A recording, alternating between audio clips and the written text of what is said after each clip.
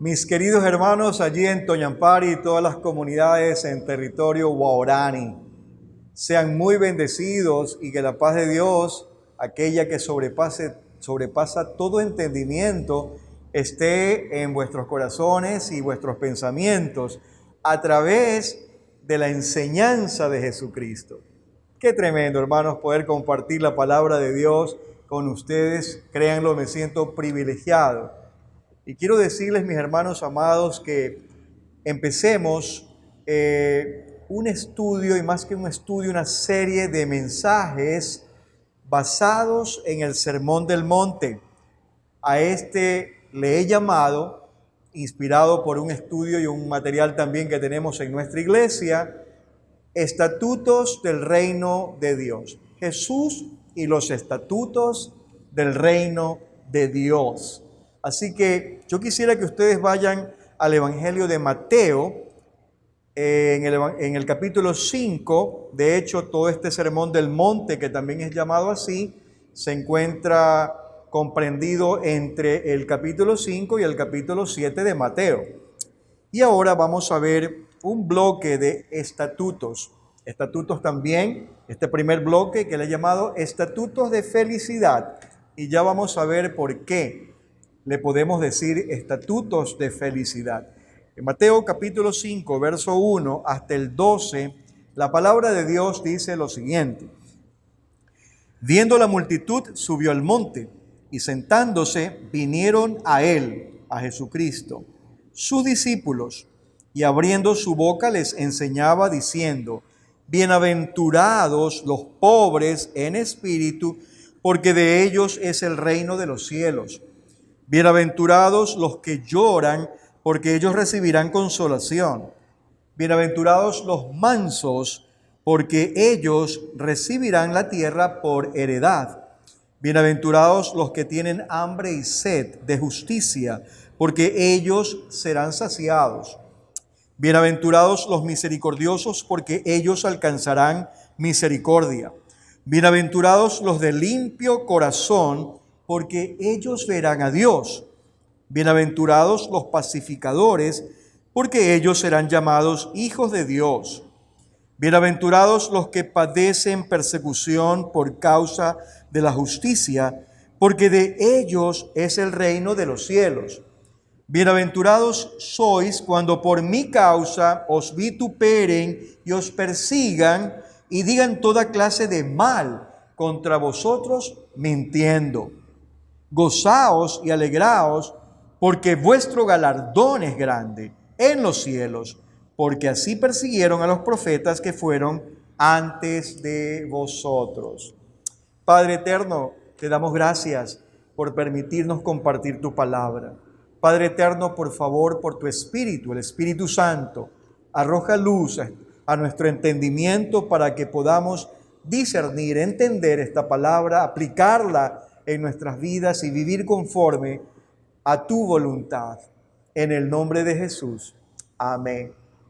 Bueno, aquí lo vemos a Jesucristo enseñando a sus discípulos, enseñándonos a nosotros acerca de los estatutos del reino. Cuando Él sube al monte, Él está evocando, Él está recordando también lo que ocurrió en el pasado. Cuando el pueblo de Israel, salido de Egipto, avanza hacia el monte Sinaí, y allí el Señor, Jehová Dios, Yahweh también como se lo conoce, Él con voz de trueno, aún con relámpagos y estrépidos en ese monte, entrega lo que se ha llamado un cuerpo de ley, que no es otra cosa que instrucciones, como también la palabra dice, ordenanzas, mandamientos, preceptos, estatutos. ¡Qué tremendo es esto! Y el Señor Jesucristo está haciendo lo mismo ahora en un monte en la provincia de Galilea.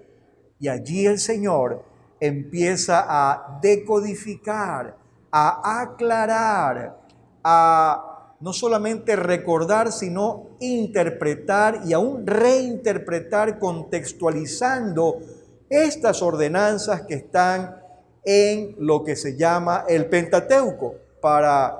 En el idioma hebreo se conoce como la Torá, el Pentateuco. Y Jesús, a través de toda esta enseñanza que Él va a dar en este monte a sus discípulos, también está evocando los salmos, también está evocando los profetas y también algunos escritos históricos. Es decir, Él se refiere a toda la palabra de Dios, podríamos decir, la Biblia que tenían en ese momento. Él se está refiriendo a todas las escrituras hasta ese momento. Y el Señor, una vez más quiero decirles, va a aclarar todo lo que se ha dicho en la antigüedad. Él contextualiza, y cuando Él contextualiza no quiero decir que Él está minimizando aquellas ordenanzas. No, al contrario, al reinterpretarlas, dice cosas como, por ejemplo, miren, ustedes han escuchado que se dijo, no matarás, pero yo les digo, eso significa, la interpretación de todo esto incluye el hecho que ustedes se pongan enojados a rabiar contra su hermano y le digan cosas groseras, como por ejemplo necio, y yo estoy parafraseando lo que dijo Jesucristo. Allí ustedes han infringido esta ley, esta ordenanza de no matar. Así dice el Señor. Cuando ven a una mujer, dirigiéndose a los varones, de manera codiciosa, cuando tienen pensamientos inadecuados con aquella mujer, ya ustedes cayeron en adulterio, dice el Señor. Está reinterpretando, está decodificando todo lo que se ha dicho en el pasado. Es más, antes de analizar este cuerpo de estatutos de felicidad, yo quisiera aclarar dos cosas. Número uno, el Señor Jesucristo no está inventando cosas nuevas, no está abrogando aquello que ya se ha dicho. Él mismo lo dice, yo no he venido para abrogar la ley, es decir, para quitar la ley antigua. Yo he venido para cumplirla, dice el Señor. Él no abrogó ni la ley ni los profetas, dijo en sus propias palabras. Así que no es una nueva ley, no está abrogando cosas que se han dicho en el pasado. Esto lo descalificaría como Mesías, como el Cristo prometido por los profetas. Así que el Señor más bien dice, cumplan todo esto, cumplan los mandamientos. Si me aman, ustedes van a cumplir mis mandamientos. Y el apóstol Juan también, en su primera carta, él dice, en esto consiste el amor de Dios, en que cumplamos los mandamientos. Y aquí están los estatutos del reino de Dios. Hermanos, esto agrada al Señor. Lo segundo que quiero decir, mis hermanos amados, es que aunque cumplamos todos los mandamientos, los preceptos, los estatutos del reino de Dios, esto no nos da el boleto para el cielo. Esto no es un salvoconducto para nuestra salvación. No, categóricamente, porque la salvación es por gracia, no es por el cumplimiento, no es por obra, es por pura gracia, por los méritos del Señor Jesucristo, por su sacrificio hecho en la cruz del Calvario, por su sangre derramada en ese madero. Tenemos la expiación de nuestros pecados. Cuando venimos arrepentidos a Él, Él nos otorga el perdón, nos da la salvación y la vida eterna. No es por el cumplimiento de sus estatutos, sus mandamientos. No obstante, sin embargo, cuando cumplimos, nos esforzamos por cumplir, ayudados por el Espíritu Santo, estos preceptos, estos mandamientos, las ordenanzas del Dios amoroso, del Dios todopoderoso, mostramos que lo amamos. mostramos que lo amamos. Esta es la norma del reino de Dios. Vivamos en este estilo, cumpliéndolos, agradando el corazón del Señor, agradando la voluntad expresada a través de sus ordenanzas, de sus mandamientos, o como también se le llama, el cuerpo de ley, mis hermanos. Están vigentes, en principio están vigentes las leyes y las ordenanzas del Señor. Y el Señor Jesucristo vemos aquí decodificando todos estos estatutos. ¿Qué fue la palabra que escuchamos a través de la lectura que hicimos hace breves minutos? Bienaventuranza. Esto significa en idiomas bíblicos muy feliz, muy dichoso, inmensamente feliz todos los que cumplimos estos preceptos, estos estatutos, llamados por eso los estatutos de felicidad. Sentimos realmente el gozo cuando cumplimos esto. Hermanos, vamos a ver un solo estatuto o una sola ordenanza, un solo estatuto de felicidad, y se encuentra en el versículo 3. Bienaventurados los pobres en espíritu, porque de ellos es el reino de los cielos. Felices, en otras palabras, los pobres en espíritu, porque de ellos es el reino de los cielos, nos está diciendo nuestro amado Señor Jesucristo.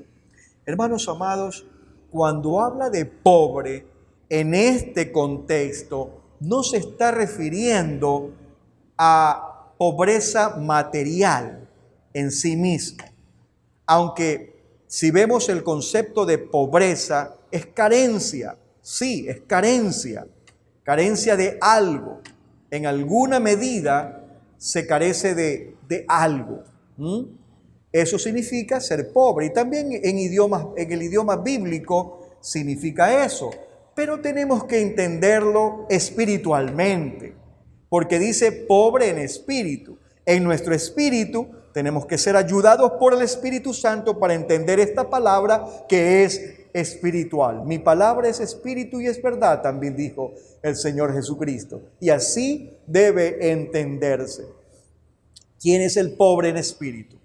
El que reconoce que el Dios creador que hizo los cielos y la tierra también es dueño de los cielos y la tierra y de todo cuanto hay en ellos. Todo, absolutamente, le pertenece al Señor. Absolutamente todo. Nuestra vida le pertenece al Señor.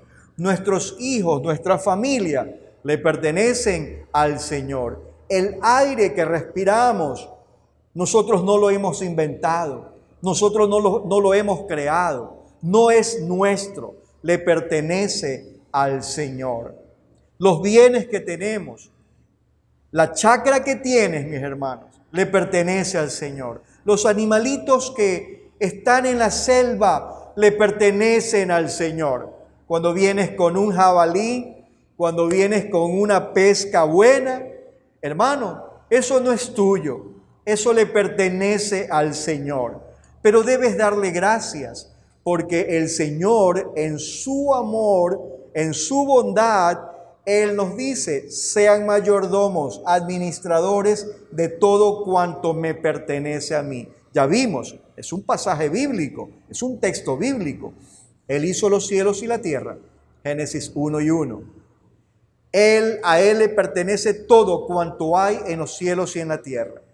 Solamente mira a tu alrededor y vas a darte cuenta que todo lo que está en derredor no es tuyo, mi hermano. Le pertenece al Señor. Esa selva hermosa, esos árboles hermosos, le pertenecen al Señor.